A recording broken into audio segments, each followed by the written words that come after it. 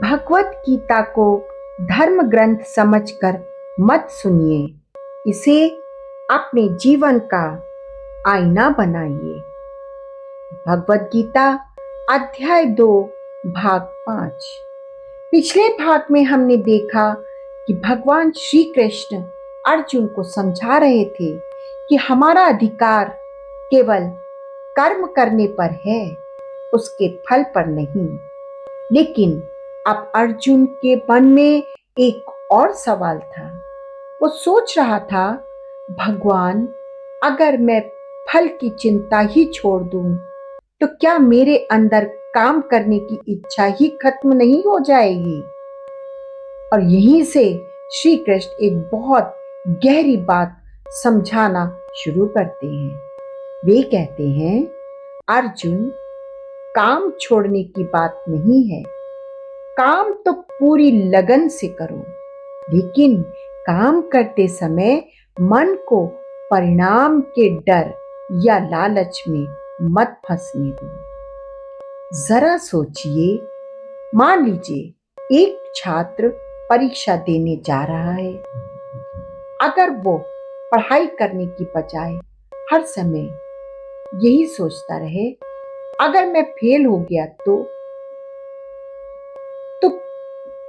क्या वो अच्छे से पढ़ पाएगा? शायद नहीं। लेकिन अगर वो पूरी मेहनत करे और कहे, मैं अपना सबसे अच्छा दूंगा, बाकी जो होगा देखा जाएगा, तो उसका मन भी शांत रहेगा और प्रदर्शन भी बेहतर होगा। यही बात श्री कृष्ण अर्जुन को समझा रहे हैं।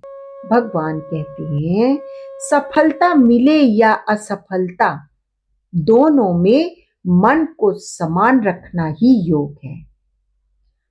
यह सुनने में आसान लगता है, लेकिन असली परीक्षा तब होती है जब मेहनत करने के बाद भी मनचाहा परिणाम नहीं मिलता और हम तुरंत दुखी हो जाते हैं।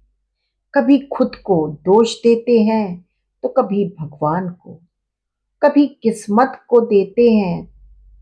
लेकिन श्री कृष्ण जी कहते हैं, जिसका मन परिणाम से बंधा रहता है, वो कभी शांत नहीं रह सकता। एक छोटा सा उदाहरण लीजिए।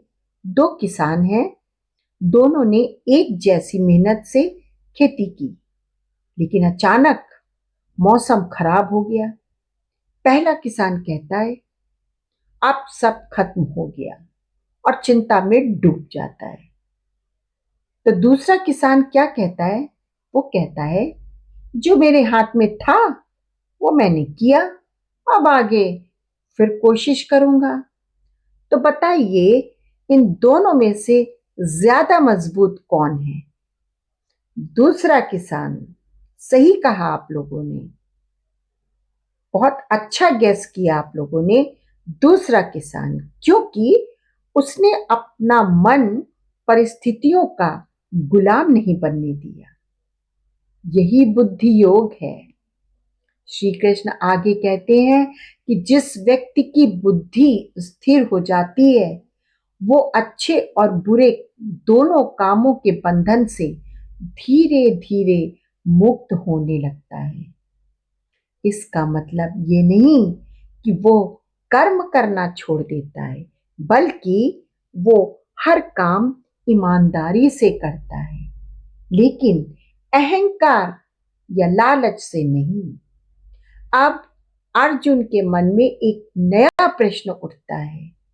वो पूछता है, भगवान, ऐसा व्यक्ति कैसा होता है जिसकी बुद्धि पूरी तरह स्थिर हो जाती है? वह कैसे बोलता है, कैसे रहता है, कैसे चलता है, कैसे जीवन जीता है?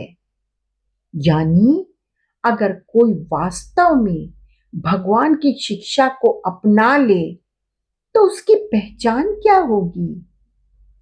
श्री कृष्ण मुस्कुराते हैं और बहुत सुंदर उत्तर देते हैं।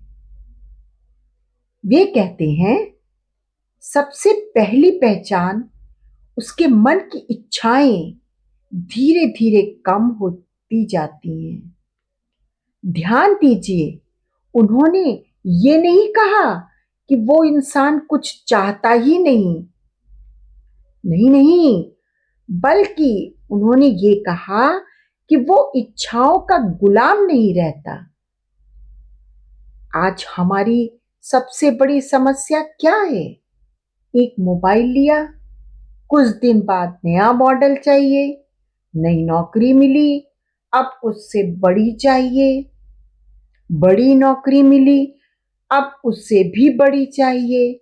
इच्छाओं का अंत नहीं होता, और जहां इच्छाओं का अंत नहीं, तो वहां शांति भी नहीं। श्री कृष्ण जी कहते हैं, जो अपने भीतर ही संतुष्ट रहना सीख जाता है, वही वास्तव में सुखी है। अब दूसरी पहचान, दुख आने पर वह टूटता नहीं, सुख मिलने पर वो बहकता नहीं। सोचिए, अगर किसी को थोड़ी सी तारीफ हो जाए, यानी यूं कह लीजिए कि अगर किसी की थोड़ी सी तारीफ हो जाए तो वो 7वें आसमान पर पहुंच जाता है, और किसी ने एक आलोचना कर दी तो पूरी रात सो नहीं पाता। इसका मतलब क्या? हमारी खुशी दूसरों के हाथ में है, लेकिन स्थिर बुद्धि वाला व्यक्ति ऐसा नहीं होता। श्री कृष्ण एक बहुत सुंदर उदाहरण देते हैं।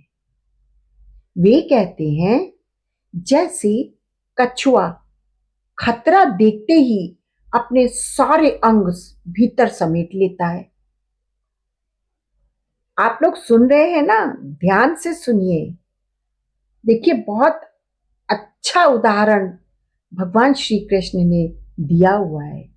आप लोग ध्यान से सुनिए, ये बहुत ही गहरी बात कही है भगवान श्री कृष्ण ने।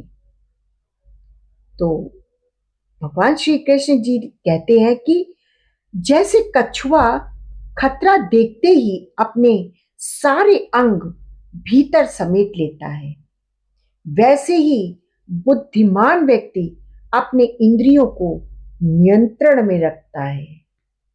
इसका मतलब वो अपनी आंखों, कानों, जीभ और मन को जहां तहां भटकने नहीं देता, क्योंकि अगर इंद्रियां नियंत्रण से बाहर हो जाएं, तो मन भी उनके पीछे भागने लगता है। फिर मन बुद्धि की नहीं सुनता और बुद्धि कमजोर पड़ जाती है। तो भगवान श्री कृष्ण जी समझाते हैं, पहले किसी चीज को बार बार देखते हैं, फिर उससे लगाव हो जाता है, लगाव से इच्छा पैदा होती है, इच्छा पूरी ना हो तो क्रोध आता है, और क्रोध से विवेक चला जाता है, विवेक गया तो सही और गलत का निर्णय भी चला जाता है, और अंत में मनुष्य अपना ही नुकसान कर बैठता है। क्या आज हमारे जीवन में ऐसा नहीं होता? कई बार सिर्फ एक छोटी सी बात, एक सोशल मीडिया पोस्ट, एक टिप्पणी या किसी की सफलता देखकर हमारे अंदर तुलना शुरू हो जाती है। फिर बेचैनी, फिर गुस्सा, फिर दुख। श्री कृष्ण जी कहते हैं, यहीं से बचना है। वे आगे कहते हैं, जिसका मन शांत है उसकी बुद्धि भी जल्दी स्थिर हो जाती है, और जिसकी बुद्धि स्थिर है उसे जीवन के बड़े से बड़े तूफान भी डिगा नहीं सकते।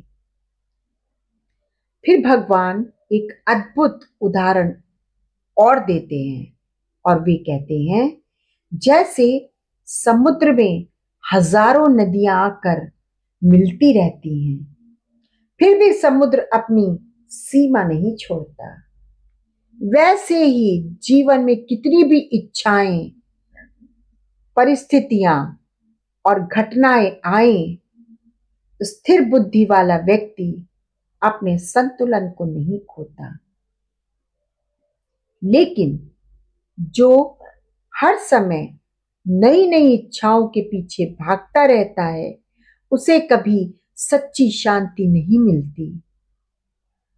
अंत में भगवान श्री कृष्ण कहते हैं, जिस व्यक्ति के मन में ना अहंकार रहता है, ना ममता का बंधन, ना स्वार्थ और ना ही इच्छाओं की आग, वही वास्तविक शांति प्राप्त करता है। और जो जीवन के अंतिम क्षण तक इस अवस्था में बना रहता है, वह परम सत्य को प्राप्त कर लेता है। आज की सीख बहुत सरल है। दुनिया बदलने से पहले अपने मन को संभालना सीखिए। काम पूरी ईमानदारी से कीजिए। परिणाम भगवान पर छोड़ दीजिए। इच्छाओं के पीछे मत भागिए। मन को शांत रखिए। यही श्री कृष्ण जी का संदेश है और यही भगवद गीता का सार भी है। राधे राधे।